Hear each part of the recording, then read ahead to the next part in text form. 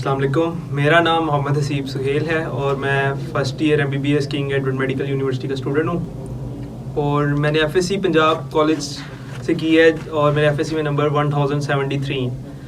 MDCAT में मेरे 187 है और मैं किंग एडवर्ड मेडिकल यूनिवर्सिटी का मेरिट नंबर 92 हूँ। इस वीडियो को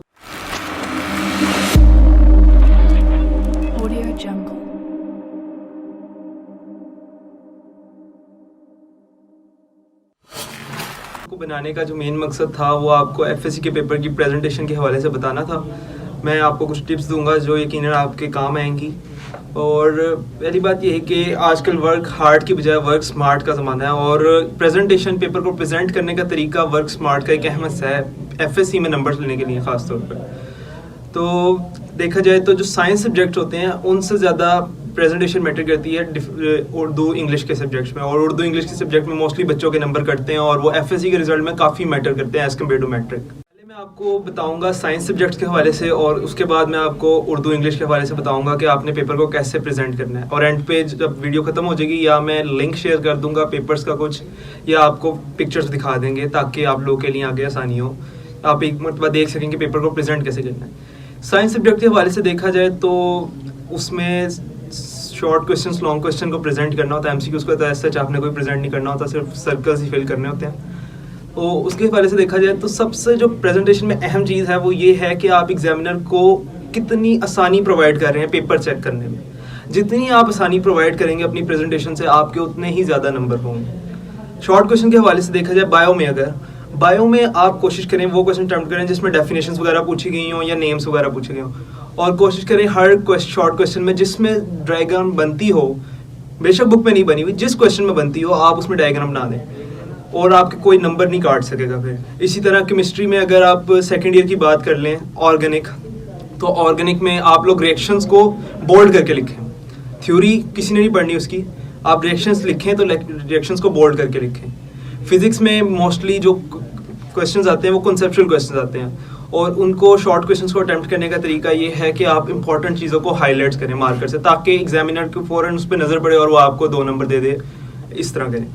लॉन्ग क्वेश्चन की जहाँ तक बात है, लॉन्ग क्वेश्चन को आपने इस तरह अटेम्प्ट करना है कि लॉन्ग क्वेश्चंस में हमारी बुक्स में डायरेक्ट थ्योरी लिखी होती है, पैराग्राफ्स लिखे होते हैं 10-10, 15-15 लाइनों के, जिनको याद करना भी मुश्किल हो जाता है और जिनको लिखना भी मुश्किल हो जाता है। अगर आप वो डायरेक्ट ऐसी 10-15 लाइनें, पेपर का तो आपका 1.5 सफ़ा मिट जाएगा, लेकिन एग्जामिनर आपको वो नंबर नहीं देगा जो उस बच्चे ने लिखा होगा, जो हेडिंग्स बना के लिखेगा, जो हर बात को क्लैरिफाई करेगा। बेशक वो बुक की वर्ड टू वर्ड लाइन ही लिखता, लेकिन वो हेडिंग्स बना के लिखता है ताकि एग्जामिनर को चेक करने में आसानी हो। वो एग्जामिनर को पहले ही पता होगा कि इस क्वेश्चन में ये पॉइंट्स इंपॉर्टेंट है, और जब उसने हेडिंग्स बना के उन पॉइंट्स को मार्क किया होगा, शो किया होगा, तो वो डेफिनेटली उसको पूरे नंबर देगा।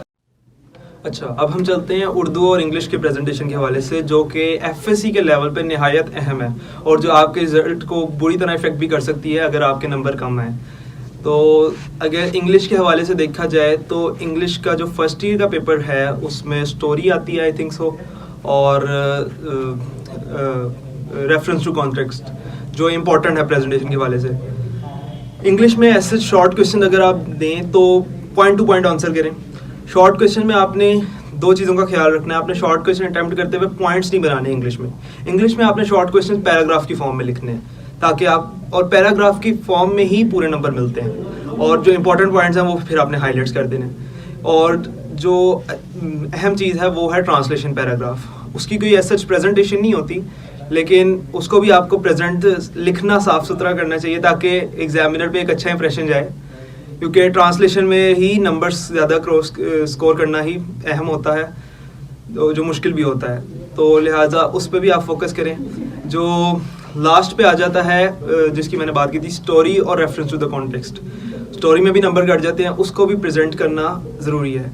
स्टोरी में आप डिफरेंट कोट्स ऐड कर सकते हैं, डिफरेंट बुक्स में नहीं मिलती कोट्स, लेकिन वो आप खुद कोशिश करें जिससे एग्जामिनर पे एक अच्छा इंप्रेशन पड़ता है। कोट्स को आप मार्कर से लिखेंगे तो एग्जामिनर नंबर नहीं काटेगा आपके स्टोरी में। इसी तरह रेफरेंस टू द कॉन्टेक्स्ट की बात है।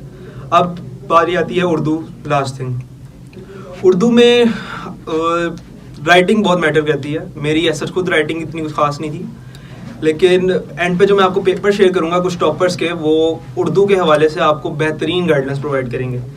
उर्दू में जो आते हैं खुलासे वगैरह, एक तो उनकी लेंथ, आपने लेंथ पे भी गौर करना है उर्दू में, ना बहुत ज़्यादा लेंथी हो या एग्जामिनर को लगे कि इसने तो बस पेज भरे हुए हैं, ऐसे भी नहीं करना, और ना ही बहुत ज़्यादा शॉर्ट हो कि कुछ भी ना लिखा हो। खुलासे वगैरह में भी इंपॉर्टेंट चीज़ें मार्क कर दें तो वो एग्जामिनर के लिए काफ़ी ईजी कर देते हैं आप एग्जामिनर को पेपर चेक करने के तरीके के लिए कि इसने चैप्टर में से ये सारी इंपॉर्टेंट चीज़ें लिखी हुई हैं। तशरीह की बात आ गई तो तशरीह को इस तरह करें कि आप हर पेज पे एक रिदम होना चाहिए तशरीह करने का। ये नहीं कि पहले पेज पे आपने बीच से तशरीह शुरू की है और एंड पे एक शेर लिख के अगले पेज के शुरू में लिख दिया और उल्टे नीचे, इस तरह ना करें। शेर तो आपको लिखने ही पड़ते हैं, एक शेर की तशरीह में 3 से 4 या 2 से 3 शेर, तो आप उसको इस तरह लिखें कि पहले जैसे आपने एक पेज से तशरीह शुरू की है तो सेंटर में शेर लिखें, या एक पेज में सेंटर में एक शेर लिखें, या एक पेज में 2 शेर लिखें। इस तरह लिखें कि पैराग्राफ के साइज बराबर हों, ताकि एग्जामिनर पे एक अच्छी लुक जाए पेपर की जो अहम है। और कुछ चीज़ें जो होती हैं जो उर्दू में पूरे नंबर दे देती हैं, एंड पे वो देखते हैं जो रसीद वगैरह होती है, ख़त वगैरह होती है, ये उर्दू में पूरे नंबर देते हैं आपको। इसके हवाले से आप ये कह सकते हैं कि इसका जो ऊपर का जो तरीका होता है जिसमें आप इसकी शुरू की कुछ चीज़ें होती हैं जो लिखनी होती हैं, जनाब आली वगैरह, उसको आप मार्कर से लिखें ताकि वो भी एक ख़त को और रसीद वगैरह को एक खूबसूरत लुक दे और एग्जामिनर को चेक करने में आसानी हो। और अब मैं आपको पेपर शेयर कर दूंगा, वो आप देख लीजिएगा।